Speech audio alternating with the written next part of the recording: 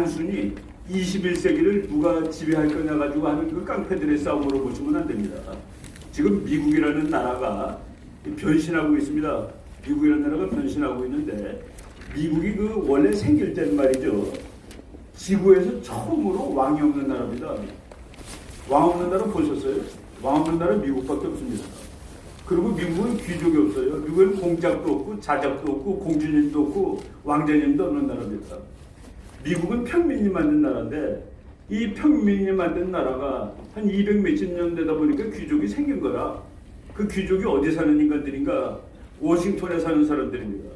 국회의원들, 공화당 민주당 관계없습니다. 국회의원들, 그리고 국회의원의 빌부터 먹고 사는 뭐 장사꾼들, 변호사들, 학자들, 그리고 그 전체 이 집단에다가 빨대를 꽂고서 그 피를 빨아먹고 사는 기자들, 그거를 트럼프가 깨겠다고 나온 겁니다. 그 워싱턴이 원래는 그 늪이었습니다. 늪. 그래서 이제 워싱턴을 그 수원프라고 그래요. 그 늪에다 만든 도시인데, 트럼프가 나와서 저 늪을 말려버리겠다라고 나왔습니다. 그래서 공화당에서조차도, 왜? 자기는 이익이 다르니까 트럼프는 굴러온 돌입니다. 바깥에서 굴러온 돌이 이게 미국이 아니라는 거죠. 미국이 어디 공주가 있고 왕자가 있고 공작이 있고 자작이 있고 후작이 있고 남작이 있습니까? 이거를 평민의 나라로, 다시 국민의 나라로 바꿔놓겠다는 그 작업을 맨 앞장서서 하는 사람이 트럼프고, 그 트럼프의 배후에는, 트럼프는 교회를 그렇게 열심히 다니는 사람은 아닙니다. 그렇지만은 미국의 목사님들이 이 사람이래야지 미국을 제대로 바꿔놓을 수 있겠다. 그 요새 미국의 좌파는 그 돈 가지고 하는 그런 좌파가 아닙니다. 우리 홍재수 작가가 뭐 거기 제일 정통이지만은, 미국의 최근 좌파들은 문화적 좌파입니다. 가족을 파괴하고, 가정을 파괴하고, 그리고 교회를 파괴하고, 사회를 파괴하고, 궁극적으로 국가까지 파괴하는 그런 목적을 가진, 이제 좀 변질된 좌파인데, 그런 세력을 이제 미국에서 싸우고 있는 것이죠. 국제적인 측면에서 보면은 트럼프의 싸움은 공산주의와의 싸움이라기보다도 전체주의 독재 체제와의 싸움이라고 보시면 됩니다. 바로 그 전체주의 독재 체제를 상징하는 트럼프의 그 미국에 대항하는 세력이 되는 것이죠. 미국이 지금 세계를 끌고 가는 주도 국가니까 그게 바로 중국, 러시아, 북한이라고 보시면 되는 겁니다. 그래서 미국의 싸움을, 중국과의 싸움을 단지 돈 몇 푼 더 벌겠다, 그리고 21세기는 내가 왕이야, 그 싸움이 아니라 자유와 또 전체주의 독재와 인권과 이런 그 개념들이 포함된 싸움이라고 말씀을 드릴 수가 있는 것이죠. 그 싸움에 누가 이길 것인가는 뭐 여러분들 다 보고 있잖아요. 당연히 지금 미국이 이기고 있는 건데, 지금 최근에 제가 우리들이 학자들이 말이죠, 서로 그 소통을 안 하더라도 똑같은 생각을 할 때가 있습니다. 지금 조 박사가 변곡점이라는 얘기를 해서 내가 깜짝 놀랐는데, 제가 어제 그 방송을 하나 촬영하면서 지금 변곡점을 지나고 있는 것 같다라는 생각을 했습니다. 미중 간의 싸움의 변곡점, 남북 대결의 변곡점이 지금 다가오고 있다라는 생각이 들었고, 그 변곡점을 지나면 속도가 엄청나게 진행 속도가 빨라질 것이라고 보입니다. 앞으로 남북관계, 국제관계가 빠른 속도로 전진을 하게 되는데, 그 끝은 자유의 승리가 될 것이라고 저는 확실하게 믿고 있습니다.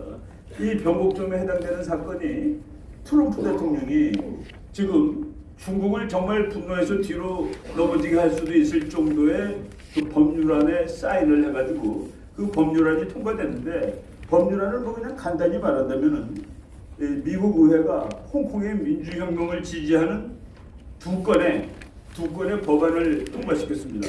이 법안 통과하는 홍콩의 민주혁명을 지지한다는 게 뭐겠습니까? 궁극적으로 홍콩의 자유, 독립, 중국과 다른 나라가 되는 것이죠. 그리고 홍콩이 독립해서 나가게 되면은, 그러면 위구르는 어떻게 될 것이며, 티베트는 어떻게 될 것이며, 만주는 어떻게 되고, 광동성은 어떻게 될 거냐. 이 중국이라는 전체주의 체제가 와야 되는 과정에 그 첫 번째 폭탄에 지금 다이너마이트에 불을 붙이고 있는 그 일을 트럼프가 한 것이라는 얘기죠. 11월 19일 날 미국 상원에서 백대빵으로 통과가 됐습니다. 이게 만장일치. 그리고 11월 20일 날 하원에서는 417대 1. 어떤 공화당 국회의원 한 사람이 반대를 했더라고요. 잘 모르는 사람인데 제가 왜 반대를 했는지는 아직 확실히 읽어보진 않았습니다만은 417대 7이라는 건 이거 뭐 다 찬성했다는 소리죠. 예. 그것이 이제 대통령한테 넘어왔는데 대통령은 비토할 수도 있습니다. 아니 지금 내가 중국하고 협상도 해야 되고 외교도 해야 되고 할 일이 많은데 이게 중국을 시진핑을 완전히 분노에 쩔게 만드는 이 법안에 내가 사인할 수 있는가라고 대통령은 할 수 있습니다. 그래서 트럼프가 이제 저는 뭐 약간 좀 모션을 취한 거라고 보는데 일주일 시간을 끌었습니다. 그동안에 홍콩 사람들은 마음이 조마조마한 거예요. 혹시 저 트럼프라는 사람이 겉으로 보기엔 막 엉망진창으로 보이는데 야 이거 비토야 해가지고 홍콩을 물먹이지 않는가. 27일 날 딱 사인을 했죠. 그래서 이제 그것이 법률안으로 통과가 돼가지고 홍콩 사람들은 트럼프가 너무 고마운 거예요. 그래서 이제 뭐 미국 성조기 들고 나오고 이제는 영국 깃발까지 들고 나오고 있습니다. 홍콩은 따지고 보면 메이드 인 차이나가 아니라 메이드 인 잉글랜드입니다. 영국제죠, 영국제. 영국의 그 민주주의의 본산인 나라가. 그래서 저 사람들이 그 반항이 그렇게 끈질긴 겁니다. 거기 나오는 사람들, 젊은 사람들 얼굴 보세요. 이렇게 강하게 생기지 않았습니다. 얌전하고 착하고 여자들이고 남자들이고. 근데 그렇게 그 강인한 그런 그 전체주의에 대해서 저항을 보이는 것을 보면 역시 그 영국적 민주주의의 그 문화, 토양 이것에서 큰 사람들이 다르구나 그것을 느낄 수가 있는 겁니다. 트럼프는 참 능청스럽게 말합니다. 우리가 트럼프를 자꾸 그 사람 말을 액면 그대로 해석해가지고 헷갈리고 분석도 틀리고 그러는데 이렇게 얘기했습니다. 우리는 홍콩 사람들하고 함께 서 있어야만 한다. 그러나 나는 또한 시진핑하고도 함께 서 있어야 된다. 왜냐하면 그는 내 친구이기 때문에. 참 아주 이거 해석을 잘 해야지 트럼프라는 사람이 어떤 사람인 줄을 알 수 있는 것이죠. 행동은 뭡니까? 사인해버렸잖아요. 해버린 겁니다. 그래서 지금 시진핑은 분노해가지고 그래서 이제 카운터 메이저 야 네가 나를 한 방 때렸냐? 나도 너 한 방 때릴 거야. 어떻게 때리겠습니까? 어떻게 때리겠어요? 결국 한 방 때린다는 게 미국 군함들이 그 남진해에서 이제 작전하는 군함들이 그 뭐 배 타고 있는 사람들이 피곤하니까 이제 드문드문 육지에 내려서 휴식을 취하는데 그 가까우고 제일 그 휴식하기 좋고 먹을 것도 많고 놀기 좋은 곳이 홍콩입니다. 그래서 미국 군함들이 홍콩에 드문드문 이제 정박을 하는데 요번에 미국 구추가 한 척 홍콩에 정박하는 것을 거부한 것이 중국이 한 카운터 메이저입니다. 이 어마어마한 조치에 대해서 나는 화났어 하고서 너 배워보지 마라고 얘기한 그 정도인데 여기 우리나라에도 온 그 참 자유주의의 우리 그 강력한 후원자인 고동창 이 변호사죠. 이 사람이 홍콩 시민을 지지하는 미국의 조치에 대해서 중국이 반대한다는 거 완전 웃기는 얘기다. 미국이 가장 큰 중국의 손님인데 고객인데 어떻게 중국이 그걸 반대하겠냐 하는 식으로 이제 그냥 뭐 멘트를 날렸습니다. 뭐 중국이 뭐 당연히 이런 일을 하는 것이죠. 중국의 스파이라는 사람 지금 호주에 망명 신청을 했는데 뭐 우리나라로 치면 국정원 요원쯤 되겠습니다. 이 사람이 자기가 대만의 독립을 뭐 독립적으로 지향하고 그리고 미국하고 상당히 친한 친미적인 그 차이잉원 저 사람이 참 그 여자인데 아주 강력합니다. 마음이 튼튼하고 이 사람을 떨겨뜨리기 위해서 내년 1월 10일 날 선거가 있는데 그 작업을 하고 있었다라고 가서 고백을 했습니다.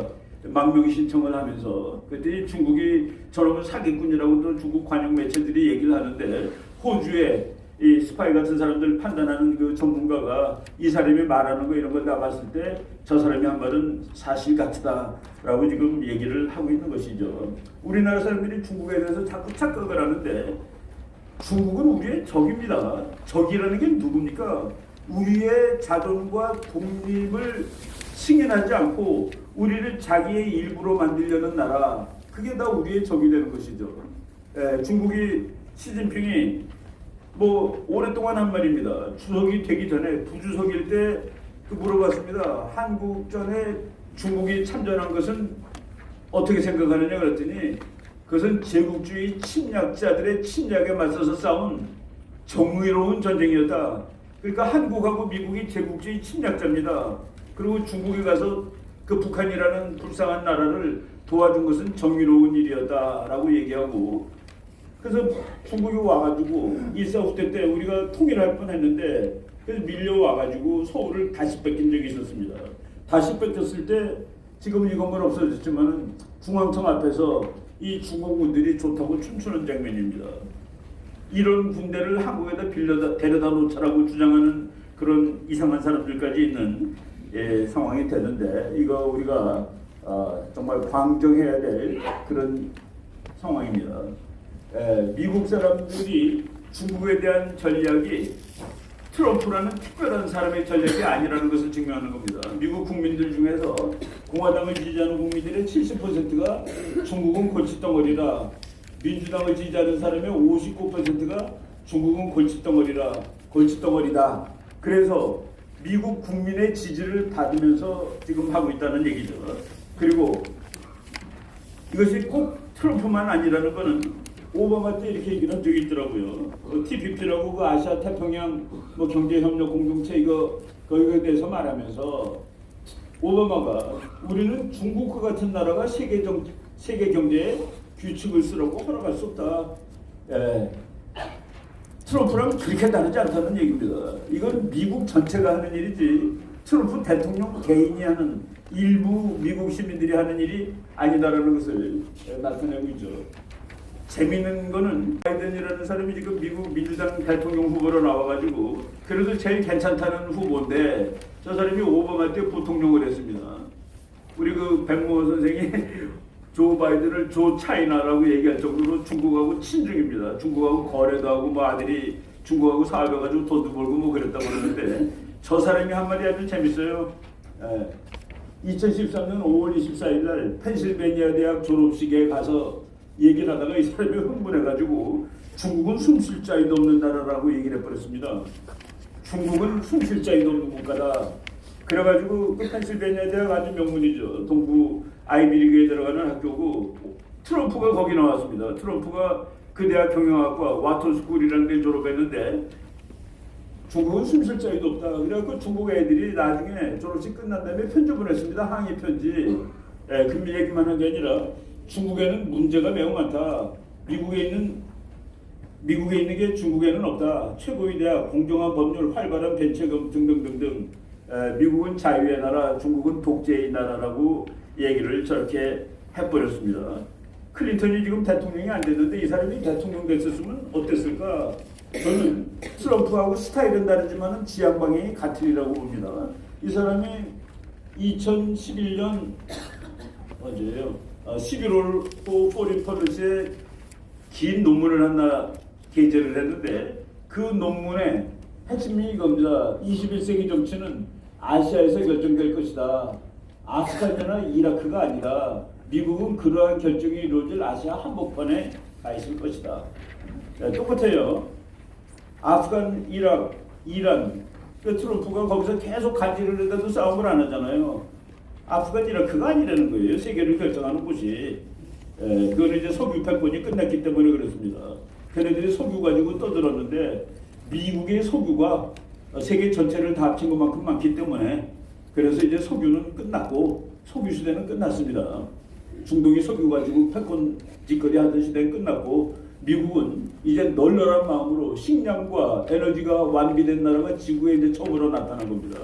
그래서 이제 세계를 자유주의로 만드는 그 과정을 지금 본격적으로 하고 있는 것이죠. 재밌는 거는 미국의 학벌이 높을수록 중국을 싫어한다라는 그 최근에 나온 여론조사입니다. 학벌 높은 사람들이 다 나중에 외무부에도 들어가고 국방부에도 들어갈 텐데 그 얘기 말씀을 드리고요. 그 다음에 트럼프 대통령의 연설문들을 우리가 아주 심사숙고해가지고 해석을 해봐야 되는데 트럼프가 2018년 유엔에서 한 말이 재밌습니다. 유엔에서 뭐라고 그랬냐면은 여러분들 전부 각국의 애국자가 되세요. 나는 미국의 애국자가 될 겁니다. 그러니까 여러분 내가 하는 거 보고 뭐라고 그러지 마세요. 나도 여러분한테 간섭하지 않을 테니까. 그런데 이건 안 됩니다. 공산주의와 사회주의. 그게 2018년 연설문입니다. 2019년 유엔에서 뭐라고 그랬냐면은 2019년 연설문에는 앞부분은 똑같아요. 여러분들 다 자기 나라를 위해서 삽시다. 뒷부분에 종교를 탄압하는 나라는 내가 가만둘 수 없습니다. 라고 얘기를 합니다. 그러니까 2018년에 유엔 연설문하고 2019년의 유엔 연설문을 합쳐가지고 아주 초등학교 아이들도 듣기 쉽게 얘기한다면 트럼프가 한 말은 북한과 중국 너는 안 돼 라고 얘기한 겁니다. 너는 종교를 탄압하니까 너는 사회주의 공산주의 하니까 그 둘은 안 돼 라고 얘기했고 바로 미국의 정책이 그쪽으로 향해서 갑니다. 그거를 더 멋있는 말로 그리고 더 권위 있는 말로 표현한 사람이 이제 2018년 10월 4일 펜스 부통령의 연설입니다. 저거는 이제 제2의 냉전 선언이라고 할 수 있는데 그동안에 많은 그 미국의 그 글로벌리스트 세계주의자를 지향하는 학자들이 중국이 돈을 잘 벌고 잘 살게 되면 그 나라도 궁극적으로 민주주의가 되고 그래서 중국이 지배하는 세상도 미국이 지배하는 세상하고 논리가 별로 다르지 않을 것이다 라고 생각했는데 그래서 중국을 뒤로 봐줘가지고 이렇게 키워줬는데 보니까 너는 그렇지 않아 라고 얘기하고 그렇지 않은 일을 조목조목 밝히고 그래서 너를 앞으로 눌러버릴 거야 라고 선언하는 겁니다. 그래서 작년부터 이제 그 미국의 중국에 대한 싸움이 단지 그냥 뭐 정난한 권력 싸움이 아니라 자유와 전제주의 독재의 싸움으로 이제 바뀌는 것이죠. 미국 신문에 난 겁니다. 미국 국무부가 중국과의 싸움을 문명의 충돌이라고까지 얘기를 하고 있다. 문명의 충돌. 그리고 미국은 그렇게 얘기를 하면 그 준비를 하죠. 문명의 충돌이기 때문에 이제 중국하고 싸움을 본격적으로 사상적인 것도 해야 되는데 그 해야 되는 정책을 만드는 책임자를 지금 이 사람은 잠깐 떠났습니다만은 키론 스키너라는 흑인 정치학자인데 하버드 대학에서 이제 정치학 박사를 받았는데 저 사람이 그 레이건 전문가입니다. 레이건 대통령이 소련을 어떻게 붕괴시켰는가에 대한 전문가인데 그 사람을 바로 또 하버드 대학 나온 그 외무장관 그 사람은 육사수석 하버드 대학 수석으로 졸업했죠. 데려다가 정책국장을 시키는 겁니다. 보세요. 소련을 무너뜨린 그 내용을 빠삭하게 아는 그 학자가 중국을 장기적으로 무너뜨리는 전략을 세우고 있다는 그 얘기죠. 네. 바로 이 사람입니다. 미국은 다른 문명, 다른 이데올로기와 싸움을 해본 역사가 없다. 그래서 이제 싸움하려면 제대로 온 게임 플랜을 가지고 싸워야 된다라고 이제 얘기를 했고 드디어 이제 미국에서 나온 말이 해리 카자니스라고 뭐 젊은 그 학자인데 이 말이 드디어 나왔습니다. New Evil Empire. 중국은 새로운 악의 제국이다. 미국이 말이죠. 어느 나라를 악이라든가 천당이라든가 지옥이라든가 이런 말로 묘사했을 때 그 나라는 언젠가는 이거 반드시입니다. 정권 교체를 당한다. 미국이 악의 축, 악의 제국, 지옥 이런 식으로 묘사한 나라는 반드시 레이즘 체인지를 당하는데 레이건 트럼프 대통령이 우리나라 국회 와서 북한은 천당이 아니라 지옥입니다라고 얘기를 했습니다. 바로 이런 상황이 돼 있고 그리고 우리가 트럼프의 싸움이 그냥 공허한 싸움이 아니라 막강한 지식으로 뒷받침되고 있는 싸움이라는 말을 하고서 제 이제 강의를 마치겠습니다. 트럼프한테 말이죠. 트럼프를 공부 안 하는 사람이라고 기자들이 조롱했습니다. 대통령 후보가 된 다음에 얼마 안 됐을 때 그 US 뉴스 앤드 월드 리포트라는 잡지, 유명한 잡지죠. 그 기자가 국민들이 그 책 10권만 한번 소개해보세요 그랬습니다. 아마도 그 기자는 네가 책 10권 읽었겠냐라는 생각 가지고 물어봤는지도 모르겠습니다.